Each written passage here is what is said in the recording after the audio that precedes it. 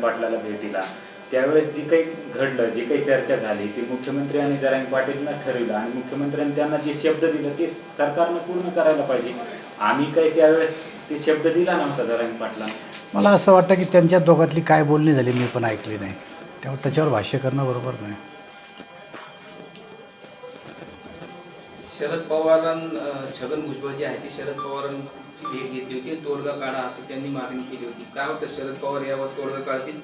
ते भुजबळ साहेबच सांगू शकतील. प्रकाश आंबेडकर जालना दौरे, प्रत्येक पक्ष निवडणुकीच्या अनुषंगाने तयारीला लागला आहे. आज प्रकाश आंबेडकर जालन्यात येत आहे, नंतर उद्धव ठाकरे आहेत 11 तारखेला. सगळ्यांची तयारी चालू झाली आहे की कसं काय, म्हणजे कसं बघताय आता या पुढच्या लोकसभेच्या नंतर विधानसभा महाराष्ट्रासाठी खूप महत्वाची ठरते.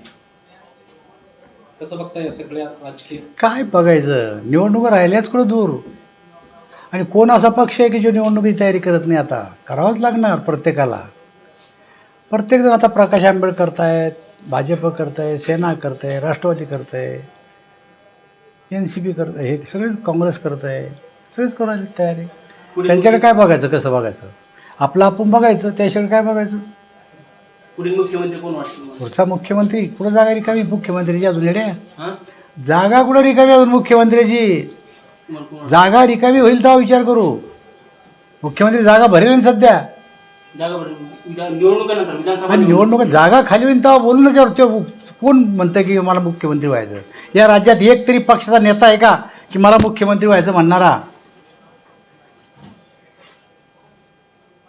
काल तूच तर सांगत होता की पुढचा मुख्यमंत्री कोण होईल मला बी सांगता येत नाही म्हणून. आज तोच प्रश्न मला विचारला पण होतो. विधानसभेला रावसाहेब दानवे उभा दिसतील? सांगितलं मी आता, तुम्ही नव्हते भाषण ऐकायला? मी माझा कट्टाची मुलाखत जाऊन पहा. मी सांगितलं मी राज्यसभा मागणार नाही, मी विधान परिषद मागणार नाही, मी आमदारकी लढवणार नाही, मी पार्टीचा कार्यकर्ता आहे. जर पक्षाने मला कोण्या गावात जाऊन सरपंच होईल म्हणलं तर मी होईल, पण मी आता मागणार नाही कोणाला काहीच. पक्षाला विधानसभेची उमेदवारी दिली तर स्वीकार? अरे मी सांगितलं ना राजा, गावचा सरपंच होय म्हणलं तर मी होईल. किती जागावर निवडून येईल? 185. शंका आहे? आणि महाविकास आघाडीच्या राहिलेल्या त्यांच्या जालना विधानसभेची तयारी सुरू झाली पण भाजप जालना लोकसभेची? विधानसभेची अरे आम्ही तर 288 मतदारसंघात तयारी करू आलो ना. असं नाही की आमचा मित्रपक्ष उभा राहणार म्हणून आम्ही तयारी करत नाही. आमचा मित्रपक्ष असला तरी त्याच ताकदीची तयारी आम्ही उभी करतो. मित्रपक्ष साथ देणार? मित्रपक्ष साथ देणार कोण? मित्रपक्ष अरे प्रश्नच नाही. पक्षाचा एकनिष्ठ कार्यकर्ता आहे मित्रपक्षाचा. आम्ही पक्षाला साथ देतो, कोणी व्यक्तीचे काही द्वेष थोडा आमच्याजवळ नाही.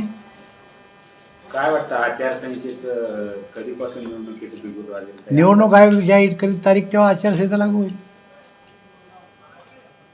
जरांगे पाटील म्हणाले की विरोधक जर येत नसेल मग सत्ताधाऱ्याला काय अडचण आहे आरक्षण द्यायला? त्यांची तर एक हाती सत्ता आहे. हे बघा, आम्हाला जेवढं कायद्याच्या चौकटीत बसून जसं आरक्षण देता येत होतं तसं आम्ही दिलं. त्याच्यावर त्यांचं समाधान नाही आहे. तो त्यांना त्यापेक्षा जास्त काही लागतं तो मागण्याचा त्यांना अधिकार आहे.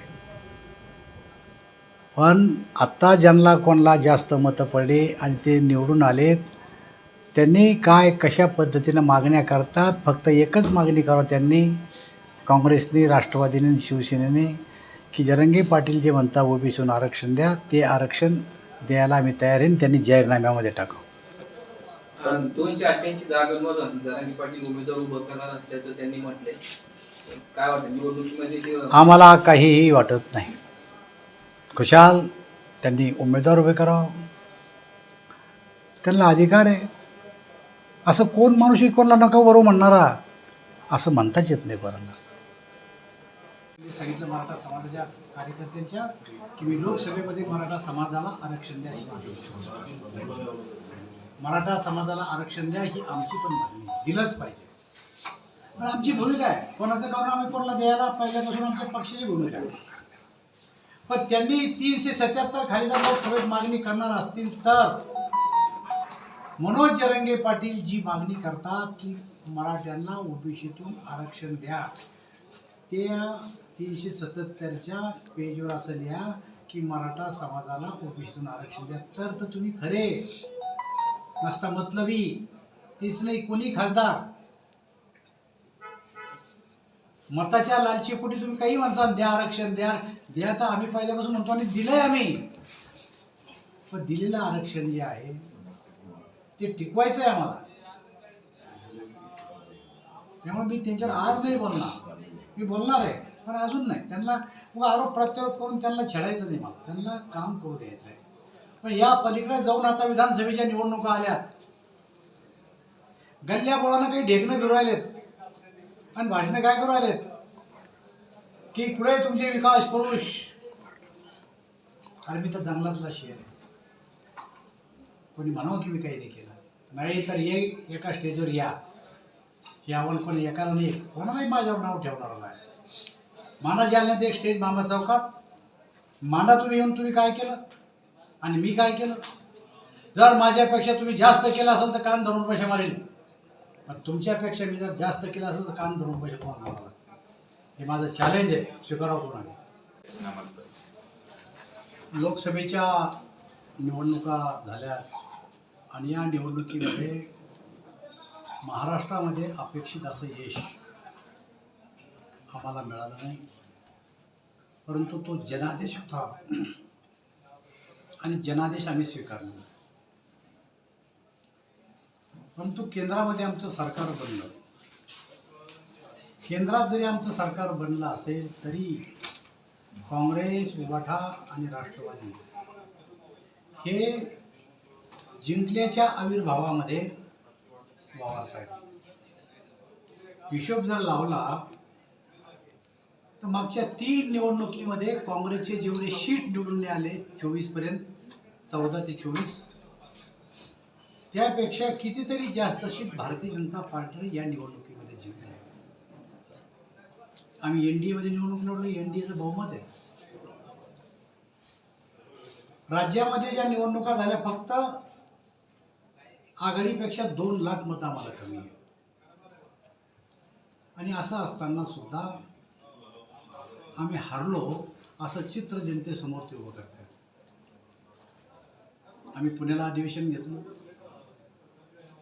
पुण्याच्या अधिवेशनामध्ये आमचा निर्णय झाला की जिल्ह्याच्या ठिकाणी कार्यकर्त्यांनी अधिवेशन घ्यावं आणि येणाऱ्या ज्या काही विधानसभेच्या निवडणुका आहेत त्या विधानसभेच्या निवडणुका ताकदीनं लढावं, याच्यासाठी कार्यकर्त्यांना एकत्र करून निवडणूक जिंकण्याचा संदेश या अधिवेशनातून देण्यात आला. जालना विधान हा, तुम्ही आमदार झाले, अरे कोणीतरी होईलच. आता खासदार झाला ते बी करतीलच ना, का नाही?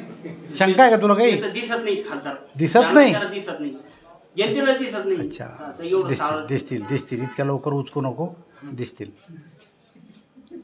महाराष्ट्राचं मणिपूर होण्याची भीती राज ठाकरेंनी व्यक्त केली. अशा प्रकारचं मणिपूर होणे वगैरे, महाराष्ट्राचे जनता ही सुसंस्कृत आहे. हिंसाचाराला महाराष्ट्रात कधीही थारा नाही. आणि अशा कोणी जर बोलत असेल, शरद पवार साहेब बोलले, राज ठाकरे साहेब बोलले, मला वाटतं अशा प्रकारचे चिथावणीखोर वक्तव्य कोणीही करू नये. चला, धन्यवाद. पदाधिकाऱ्यांना काही मागणी, कुठल्या जागा घ्या. आता पदाधिकाऱ्याला पूर्ण अधिकार आहे जागा मागण्याचा. पदाधिकारी कशाला नाही म्हणते, ते बिचारे सगळ्या 5च्या 5 मागतात. पण हा निर्णय आमचे एनडीएचे घटक दल बसून आम्ही निर्णय घेऊ.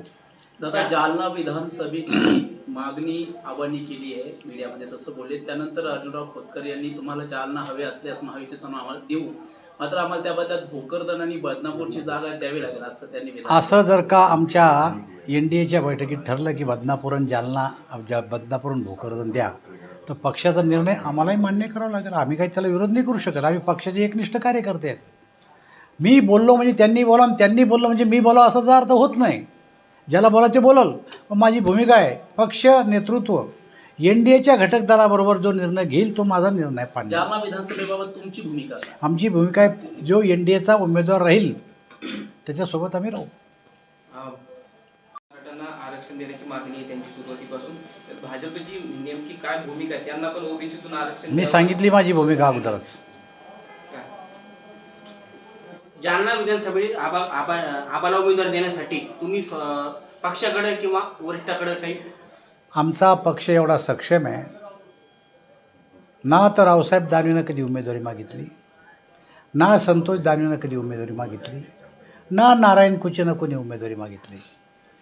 पक्ष नेतृत्व एवढं सक्षम आहे की त्या कार्यकर्त्याची क्षमता आणि लोकांमधला रीच पाहून पक्ष उमेदवारी देत असतो.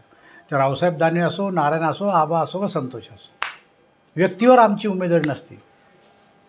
विधानसभेला